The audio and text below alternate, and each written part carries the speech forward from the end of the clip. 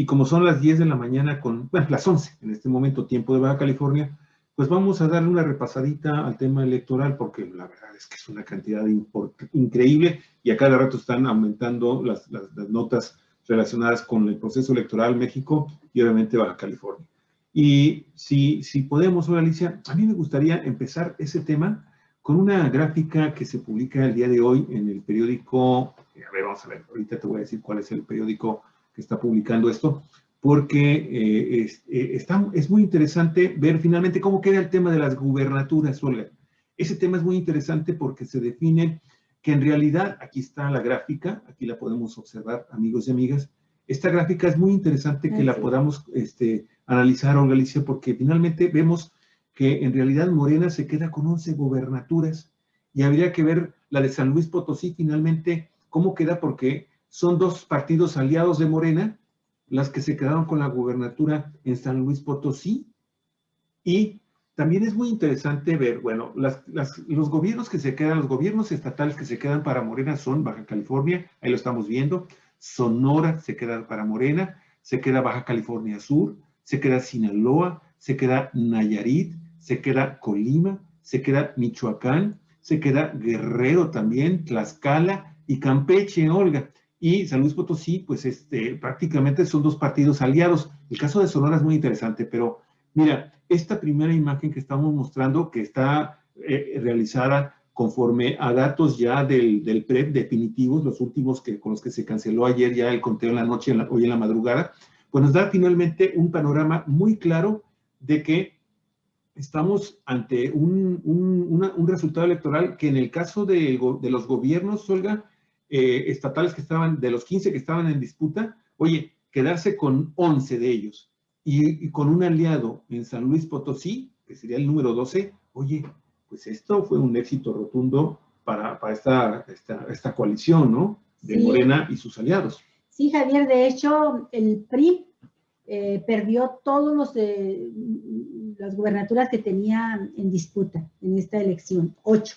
Las 8 las perdió. De 11 estados que está gobernando, se queda con 3, habiendo perdido estas 8, ¿no? El PAN estaba gobernando 9 y ha perdido 2, se queda con 7.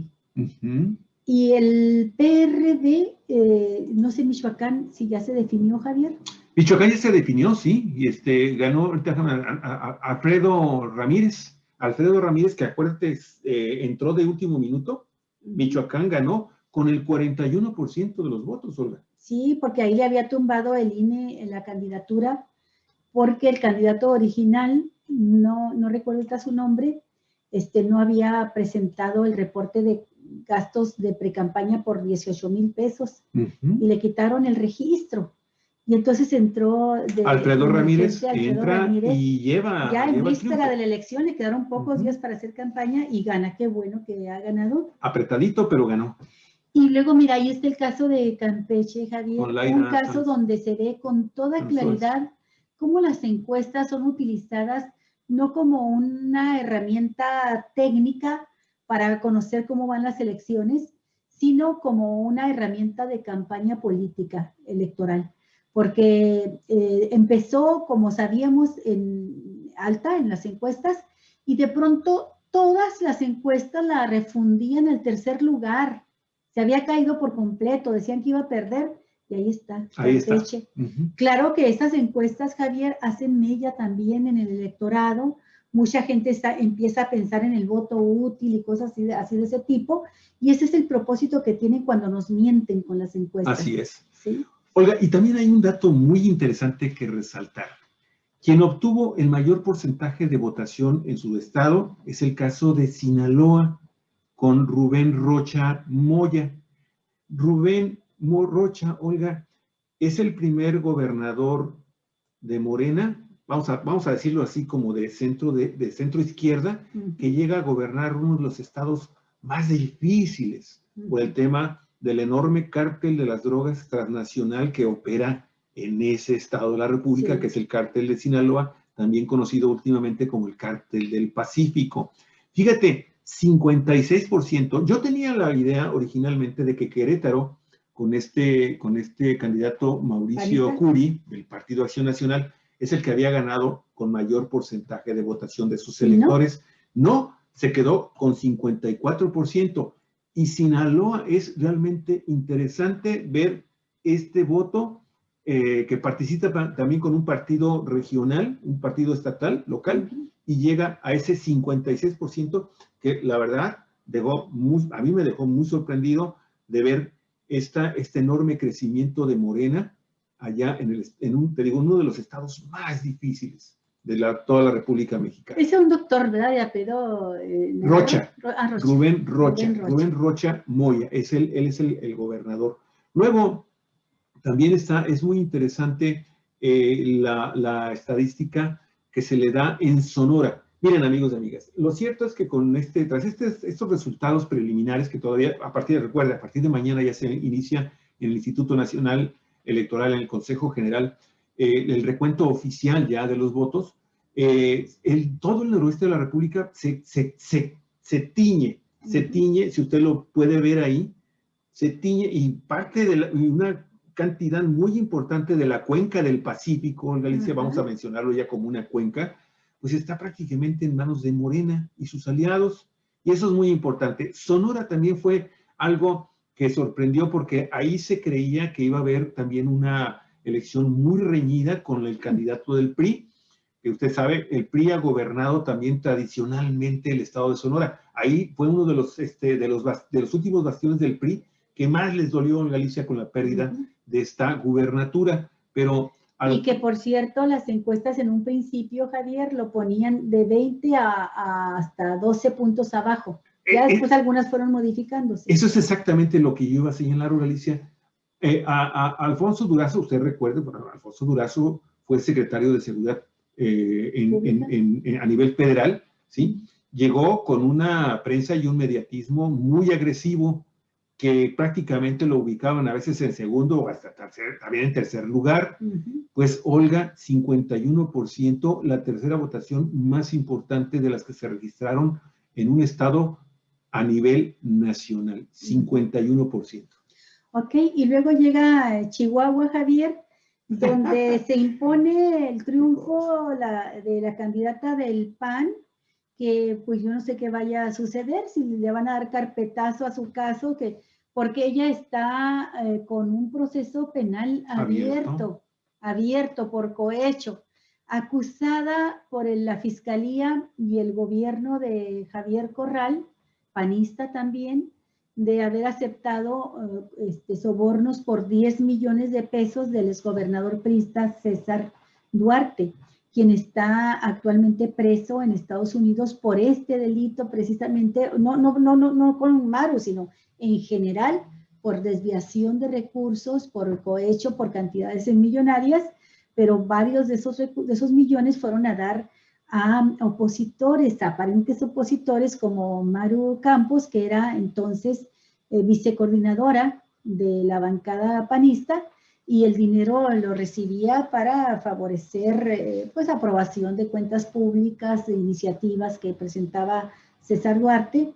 Bueno, un juez consideró que había elementos suficientes para vincularla a proceso. Así es. Y ahí está, en esta situación jurídica en la que pues gana una elección, y es cuando te preguntas, caray, ahí tienes tú a los panistas clamando que si el hermano de Obrador, que si Pío, que si tenía cuántos miles en una bolsita de estraza de dinero que le dio un candidato, y esto no solamente no lo vieron, sino que fueron todo, ahí fue todo sí por México. Allá la alianza se hizo originalmente nada más entre el PAN y el PRD, pero todos los personajes del panismo, empezando por Calderón, el jefe Diego, Margarita Zavala, por supuesto el dirigente Marco Cortés, y todos fueron a arroparla, porque le estalló la denuncia y la vinculación a proceso iniciando la campaña,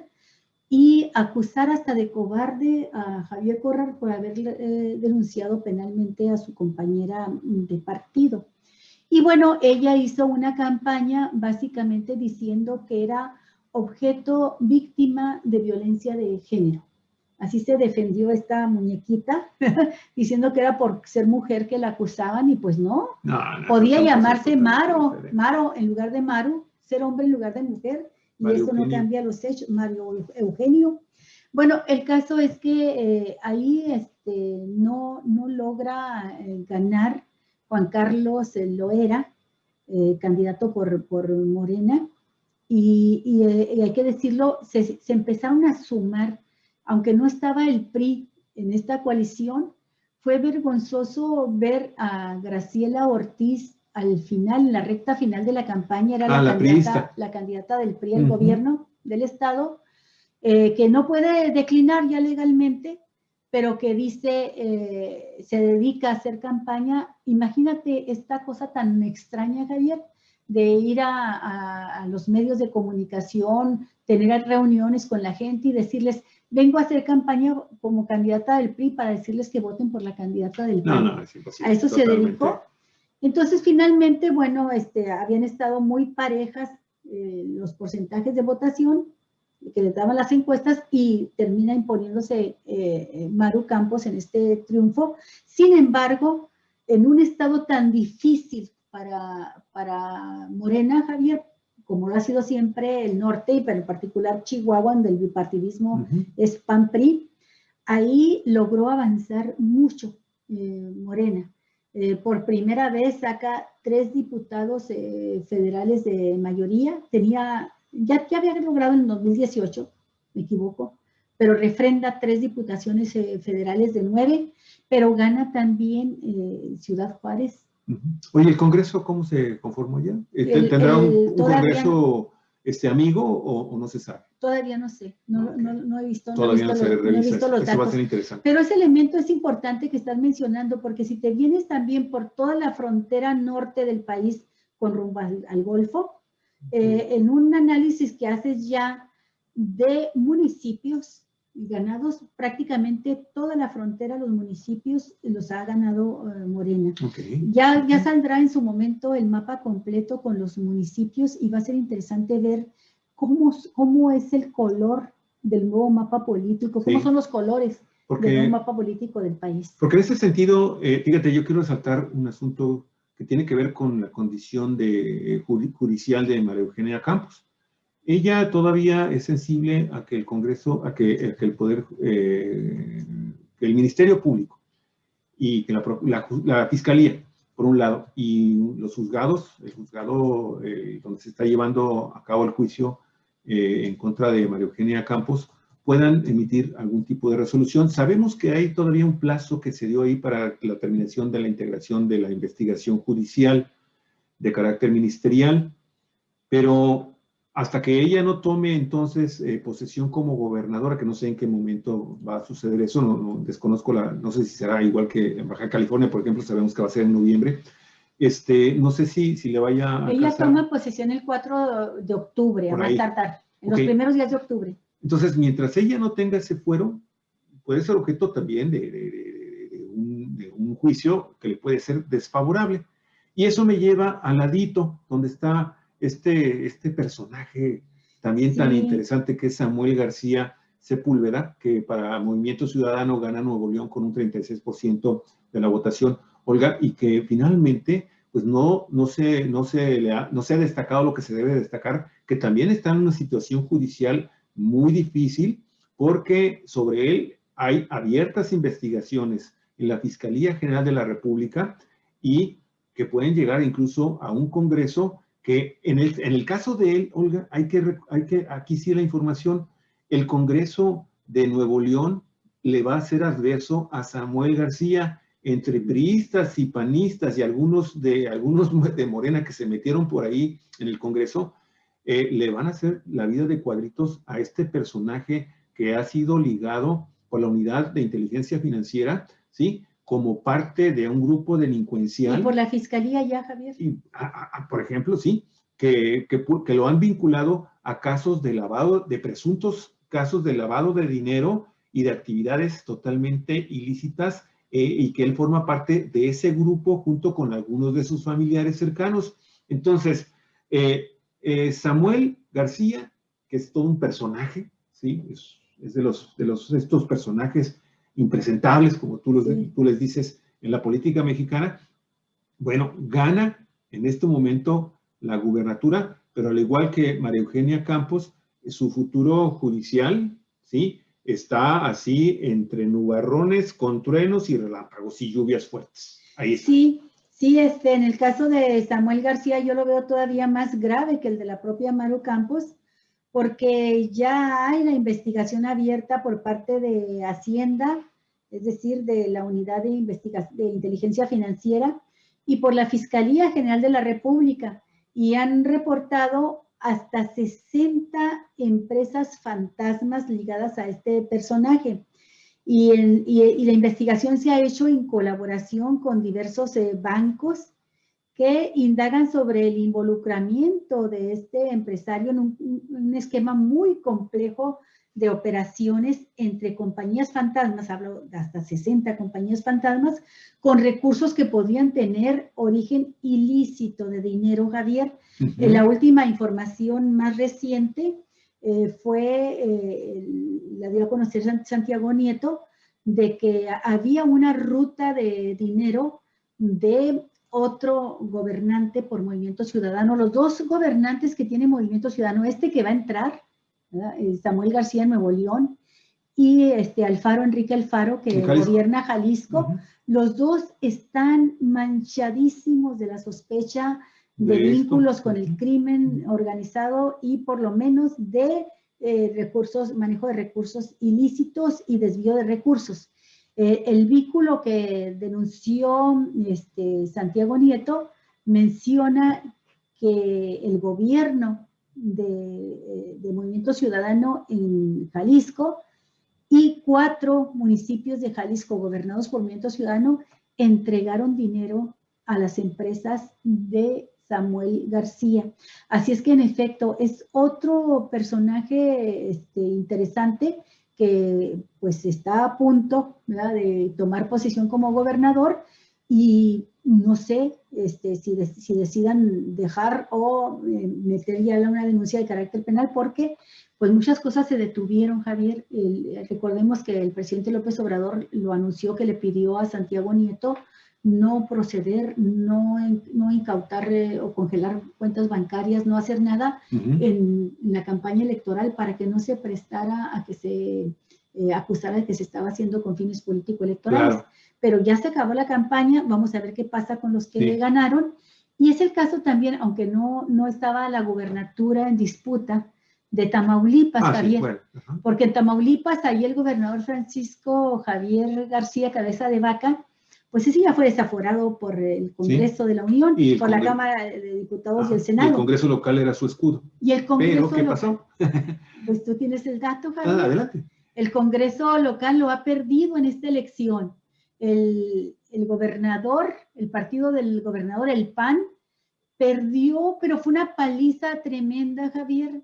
Y de 21, 22 diputados que tenía el PAN y que estaban haciendo este escudo de protección a su gobernador, diciendo que hay un fuero estatal y que ellos no se lo quitaban, pues resulta que se quedaron solamente con 6 y diputados locales, y 19 los gana Morena, y con esa cantidad tiene la mayoría calificada para quitarle el fuero y que entonces pueda ya ejercerse la acción penal, porque ya tiene una orden de aprehensión en su contra, que se le concedió un amparo en tanto pasaban los procesos electorales, las elecciones. Por eso yo te preguntaba cómo estaba el caso de Chihuahua con María Eugenia Campos, porque en relación a su congreso, cómo se configuró. Porque el caso de Samuel García es muy claro.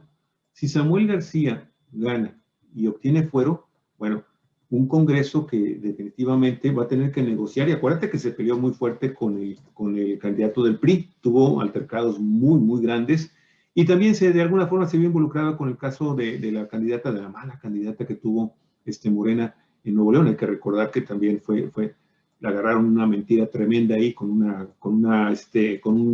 secta religiosa, bueno, no religiosa, una secta así de favores sexuales muy fea. Y eso también pues hundió finalmente la candidatura de esa propuesta de esta mujer.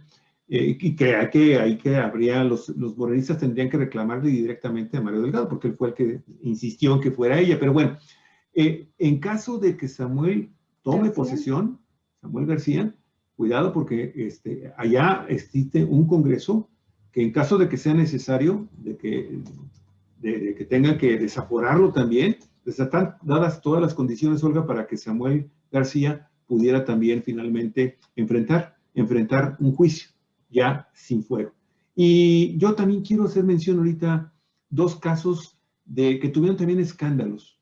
En el caso de Samuel fue a cada rato escándalo porque él también a través de redes sociales se propició que a cada rato fuera noticia a nivel nacional. Y finalmente ese show le sirvió. Bueno, pero dos casos de mediatismo que tienen que ver con actos que condenó a nivel nacional el feminismo, y que fue el caso de Zacatecas con David Monreal Ávila, y el caso de Evelyn Salgado Pineda, hija de El Toro, allá de Guerrero, en el estado de Guerrero, que finalmente lograron superar estas campañas mediáticas tan fuertes, y David Monreal gana Zacatecas con el 48%, y Evelyn Salgado pues gana también el estado de Guerrero con el 46%, cuando se le puso un poquito apretado ya al cerrar los números en el PREP,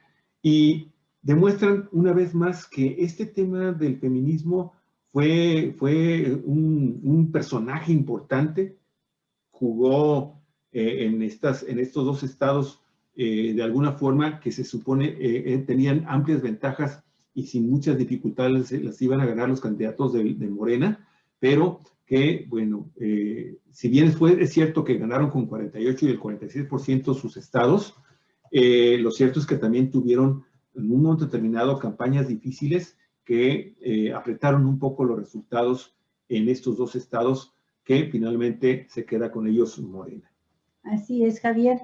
Y bueno, vamos a ver cómo resulta el gobierno de Guerrero, Javier. Guerrero, ¿eh? Porque contra toda la opinión generada, auténtica o inducida en contra de Félix Salgado Macedonio, pues era el favorito de todas las encuestas, Javier. Un personaje polémico, pero que ha hecho un trabajo de muchos años en el Estado y que tiene una base social de apoyo muy grande, como quedó demostrado. Y estaba escuchando en la mañana a unas candidatas perdedoras de Morena en la Ciudad de México, y dicen que pues fue un factor que incidió en el ánimo de muchas mujeres en la Ciudad de México que castigaron a Morena por el caso Salgado. Dices, sí. votaron equivocadamente contra nosotros, castigando a Félix Salgado. De Félix Salgado hay que enfatizarlo, Javier, no tiene ni un solo caso en tribunales. Todas las denuncias fueron ahora sí que mediáticas, de un hecho que había ya pasado más de 20 años, de otros que le acumularon en denuncias mediáticas, y que incluso cuando la Comisión Nacional de Honestidad y Justicia de Morena pidió a una de las víctimas que fuera a hacer la denuncia para tener los elementos y como comisión presentar la Comisión Nacional la denuncia correspondiente ante la Fiscalía, fíjate, a ese extremo llegó, pues se presentó la víctima, hizo su declaración, y a la hora de pedir que la firmara, no la firmó. Por eso fue que la Junta no pudo que la Comisión de Honestidad y Justicia no pudo actuar. Entonces, son cosas que es muy difícil cuando se tira una avalancha de información con verdades a medias y mentiras también a medias que resultan mentiras completas, pues es muy difícil para los personajes estar aclarando esas situaciones, ¿no? Pero pues lo escuchamos por primera vez en voz de Monreal, de Ricardo Monreal, y luego nos pusimos a investigar. Cuando Ricardo Monreal dice, yo respaldo la candidatura porque ya investigué, hice una solicitud a la Fiscalía del Estado de Guerrero, hice una solicitud de información a la Fiscalía General de la República, me dirigí a diferentes instituciones, pero básicamente esas dos, y no hay ni una sola denuncia vigente. Ya lo había dicho el propio Félix Salgado, no me habrían permitido registrarme si hubiese tenido una denuncia. Ahora veo que sí, porque pues a Maru Campos le permitieron. Así es, claro, así es cierto. Olga, otros 3 casos así también muy interesantes que rápidamente me gustaría hacer algunos comentarios. Es esta zona del Pacífico que incluye a los estados de Colima, Nayarit y Baja California Sur, que también se vistieron de morena. Son 3 estados en donde los gobiernos del PRI o del PAN, que eran los gobernantes, se vieron involucrados en grandes escándalos de corrupción, de tráfico de influencias, en fin, de enriquecimientos ilícitos, pero también de vínculos con narcotraficantes, ¿sí? Y con regiones enteras de sus estados que estaban ya realmente gobernados por los cárteles de las drogas, sea Jalisco Nueva Generación o sea Cártel del Pacífico. Entonces, es muy interesante ver cómo estos 3 candidatos, Indira Vizcaíno, Miguel en Colima, Miguel Ángel Navarro en Nayarit, que por cierto, el día de la elección detuvieron al exgobernador de Nayarit, junto con su hija, ¿te acuerdas? Sí. Que también porque estaban siendo buscados por cometer presuntamente ilícitos también. De denuncias que venían desde antes de que entrara López Obrador al gobierno. Así es, desde entonces. Y el caso de Baja California Sur, en donde también la información, a mí me estaba dando mucha pena porque era un estado que se había mantenido más o menos con ciertos niveles contenidos de violencia y de presencia de narcotraficantes, como que era una zona así como de refugio para las familias de los narcos, era una zona así como de, bueno, esta zona está vedada para que nos metamos con nuestros sicarios a disputarnos las plazas, es zona de descanso, y terminó Olga Alicia finalmente también convirtiéndose en uno de los estados en donde la violencia, la ultraviolencia de homicidios dolosos se había incrementado de manera sensible. El caso de Baja California Sur, Olga Alicia, hay que recordar que es una población que gusta por votar por las presuntas izquierdas. Acuérdate que en Baja California Sur los cambios del PRI se iniciaron con gobiernos del PRD. Sí, de hecho recuerdo muy bien, Javier, que nosotros hemos realizado 12 viajes por varios días al sur y hemos estado varios días en Baja California Sur. Y la primera vez estaba gobernando el PRD. Y cuando le preguntábamos a la gente, que periodistas que somos a fin de cuentas, siempre estamos haciendo preguntas, que si cuál era la situación en cuanto a la seguridad o inseguridad pública, y la gente estaba contenta. Estaba bien, estaba muy bien. No, aquí no hay ningún problema. Estamos, vaya, muy rara vez se llega a dar cuenta uno de algún hecho ilícito. Escándalo por ahí. ¿No? Pero regresamos después ya cuando estaba el gobierno del PAN y yo ni siquiera recuerdo el nombre del gobernante. Lo que sí recuerdo es que fue muy triste, muy lamentable. Por ejemplo, fuimos a San Ignacio. Ahí llegamos siempre para comprar pay de dátil. Híjole, amigos y amigas del resto de la República, si se pueden dar una vuelta a San Ignacio y después de tirarse un rato en la hamaca porque les gusta mucho descansar a los habitantes, ese es un mal chiste que se da, pero no se pierda ese pastel de dátiles, es extraordinario, es un pay de dátil, riquísimo. Es una señora ya muy viejita, y bueno, le ayuda a su hija. Sus hijas. Tiene su casa cerca de la plaza, ahí frente, la plaza que está frente a la iglesia, y cerca está la casa. Es una misión muy bien conservada, una misión españoleta. Entonces, bueno, es un oasis en el sentido literal de la palabra, es un oasis San Ignacio, y por eso hay tanto dátil. Y bueno, cuando llegamos la primera vez con esta señora a comprarle pay, nos comimos unas rebanadas de pay de dátil ahí con ella, tomamos un café con ella y estuvimos platicando, y fue cuando nos dijo, no, este pueblo es muy tranquilo, muy bien. ¿Hasta qué? Regresamos poquitos años después, ya había cambiado el gobierno, estaban los panistas, y la señora, esta misma señora, nos decía, no, las cosas han cambiado de manera terrible. Aquí en este pueblo que no sabíamos lo que era un levantón, ¿verdad? Ahora ya sabemos que son los secuestros que se llevan a la gente que no tienen dinero, sino que aparece después el muchacho muerto, la persona decapitada. pues ya se han llevado, y nos empezó a contar en un pueblo tan pequeño cuántas personas habían sido levantadas, y fuimos adentrándonos hasta La Paz, en Baja California Sur, y nos dimos cuenta que la situación había cambiado por completo, se le salió de control toda la situación al gobierno panista, no sé qué habrá pasado ahí, pero el cambio fue drástico. Bueno, pues ahora regresa Morena, esperemos con esto que estabas mencionando tú, de los estados. De esta cuenca del Pacífico. Sí, que en esta cuenca del Pacífico, pues va a ser un reto, lo decía Armando Duarte, uno de los desafíos, uno de los retos más grandes que van a tener los gobernadores de Morena, sus gabinetes, sus áreas de seguridad pública, de combate a la delincuencia, tendrá que ser una coordinación perfecta, casi de reloj suizo, con el gobierno federal, con los municipios, para poder combatir un cártel que se ha empoderado y que ha crecido terriblemente, ¿no?, en la región. Bueno, Olga, yo creo que en el caso de Baja California, pues yo la verdad ya me abstengo porque hemos hecho muchos comentarios. Sí, el caso de Marina del Pilar Ávila, que gana con el 48%. Pues yo creo que eso, yo me abstengo ya de dar comentarios sobre eso. Yo espero un buen gobierno de Laida Sansores en Campeche, porque es una política muy experimentada, de ella viene, si bien es cierto que viene del PRI, viene de este PRI del nacionalismo revolucionario, de un trabajo muy cercano, muy directo con la gente, con una sensibilidad social grande, y creo que es de quien se puede esperar un buen gobierno. A muchos de los que han quedado no los conozco. No espero grandes cosas de Maru Campos, Javier. De hecho, ya en campaña se dejó ver el estilo de gobernar en la relación con la prensa, exactamente la misma de César Duarte.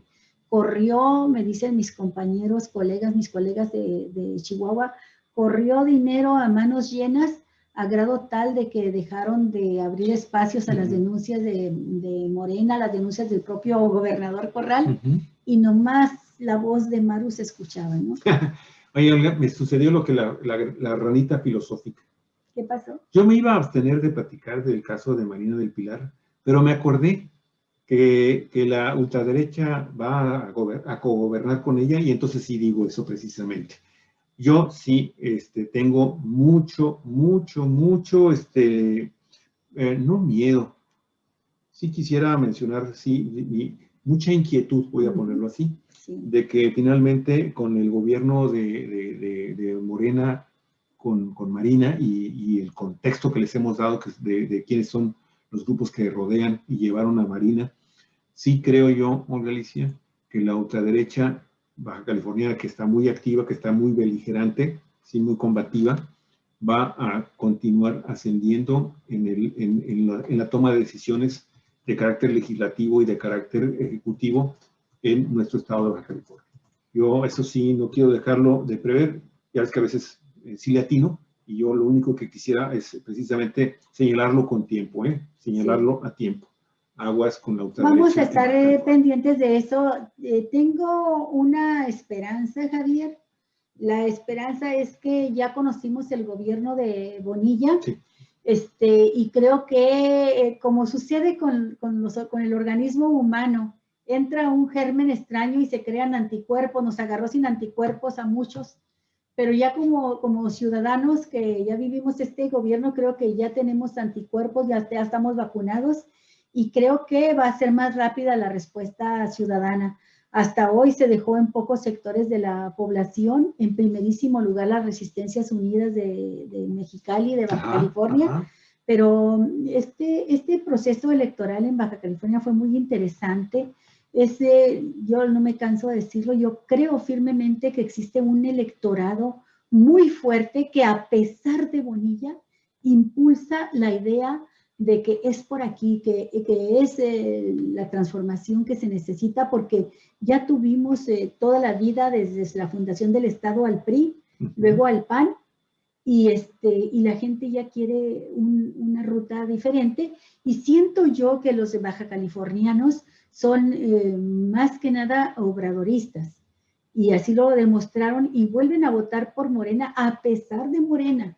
Vuelven a votar por Morena en carro completo. Es un fenómeno interesantísimo en sentido contrario a lo que ha sucedido en la Ciudad de México, ¿verdad? Donde se han aplicado votos de castigo que no dejan de ser también de autocastigo, porque el electorado pues sale perdiendo también cuando elige gobernantes que, caray, ojalá me equivoque y hagan buenos gobiernos todos. Así es. Pero Javier, sí quiero dar unas palabras también, porque sí, a este doctor me refiero yo. Creo que es una excelente persona, goza de un gran prestigio por su calidad ética y humana.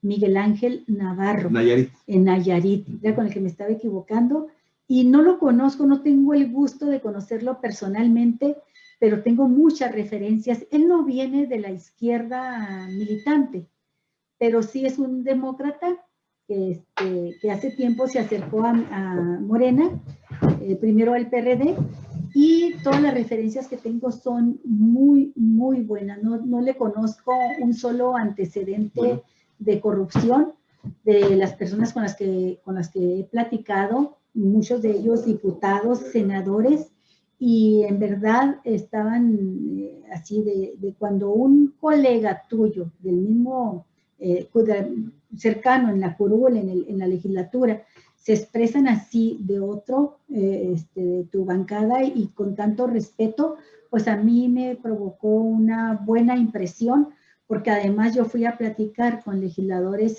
federales en los momentos en que estaba muy tensa ya la ruptura, las broncas internas en el PRD, y era muy fácil que unos hablaran muy mal de otros, y resulta que aquí en el caso del doctor Navarrete todos hablaban muy bien de él, Javier.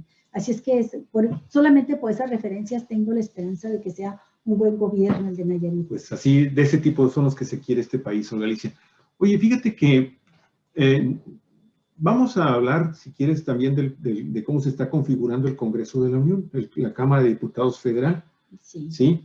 Y rápidamente, Olga Alicia, porque fíjate que el día de hoy, en la mañana, el presidente Andrés Manuel López Obrador, aquí lo estamos viendo, dio a conocer una serie de datos muy interesantes sobre la configuración de esta Cámara de Diputados, que para él era fundamental para sacar el tema del presupuesto, ¿no? Del manejo del presupuestal para los siguientes 3 años.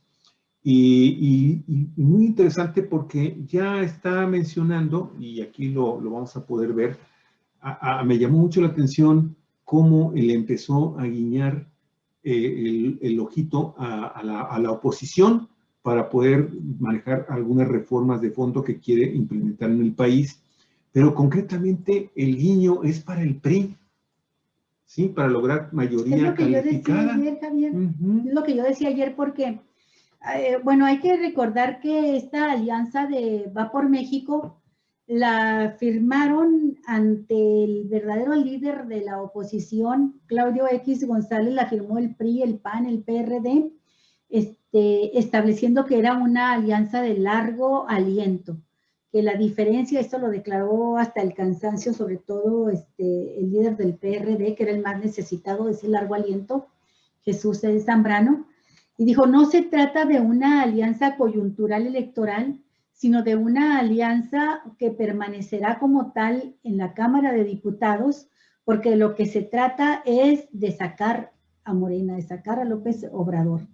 Bueno, pero en los hechos, Javier, en esta legislatura que está por terminar, Morena pudo lograr mayoría calificada siempre con parte de la votación del PRI o de todo el PRI en algunas propuestas esenciales.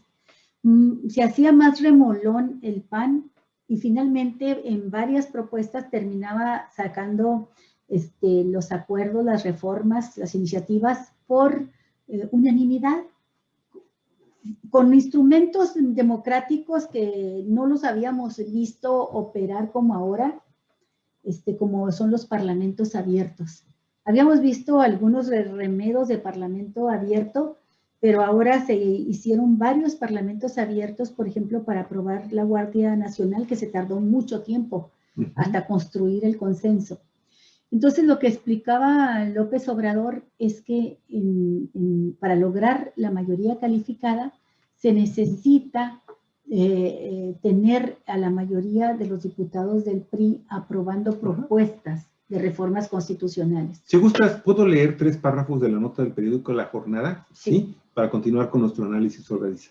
Mira, lo que dijo hoy en la mañana el presidente, de acuerdo al periódico La Jornada, te digo que creo que es un medio que se ha conservado, cuando menos equilibrado, ¿no?, en el manejo de la información.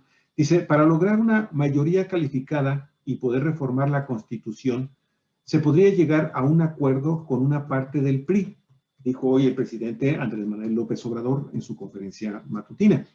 Bueno, dijo textualmente, si se quisiera tener mayoría calificada, que son 2/3 partes del Congreso, se podría lograr un acuerdo con una parte de los legisladores del PRI o de cualquier otro partido, pero no se necesitan muchos para la reforma constitucional, señaló en conferencia de prensa matutina.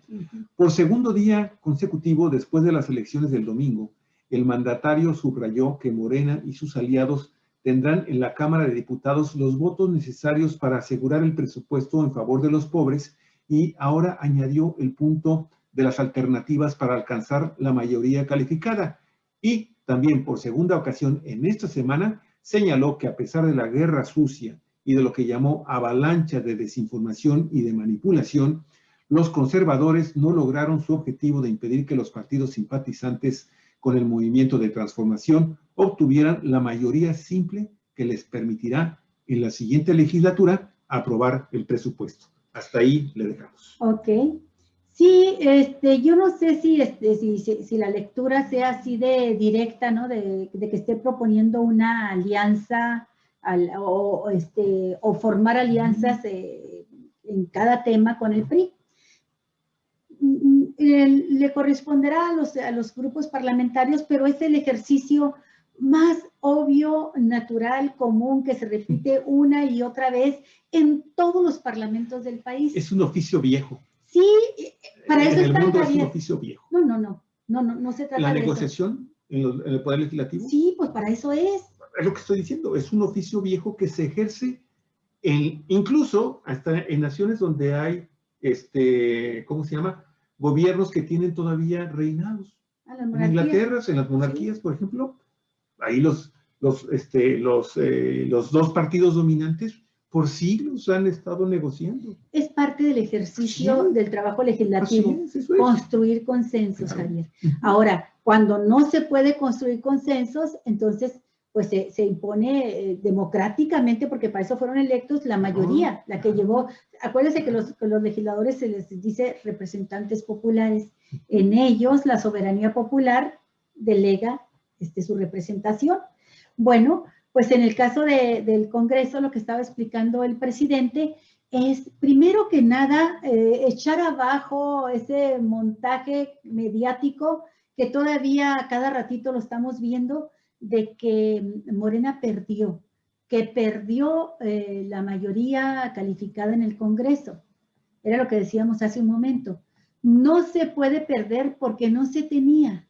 Se tiene mayoría relativa como se va a tener. Claro. ¿Sí? Es decir, explicó como si fuéramos parvulitos y él el maestro, y esto no deja de ser sarcástico, irónico para los periodistas de Reforma y del Universal, que encabezaron que había perdido Morena la mayoría en el Congreso. No es así. En realidad, de lo que se trata es de que conservó Morena y sus aliados, conservó la mayoría relativa, que es el 50% más 1, es decir, son 500 diputados, entonces 251 diputados. Eso lo conserva con creces. Y esa cantidad mínima de 251 lo necesita Morena para aprobar el presupuesto, sobre todo, Javier. Que no se detengan los programas sociales ni la obra pública, e incluso para aprobar algunas modificaciones a leyes, no reformas constitucionales, pero sí modificaciones a leyes, a reglamentos, etcétera. Eso lo conserva, igual que en el Senado, porque en el Senado no hubo elección. Entonces, está como estaba antes, no perdió. Lo que sí es que no ganó la mayoría calificada, que nadie la tenía, y en este país, lo digo una vez más, hace mucho tiempo que ningún partido tiene mayoría calificada. Así es, claro. La mayoría calificada significa tener el 66% de las diputaciones, que se traduce en 334 diputados. Estoy sacando 334 diputados.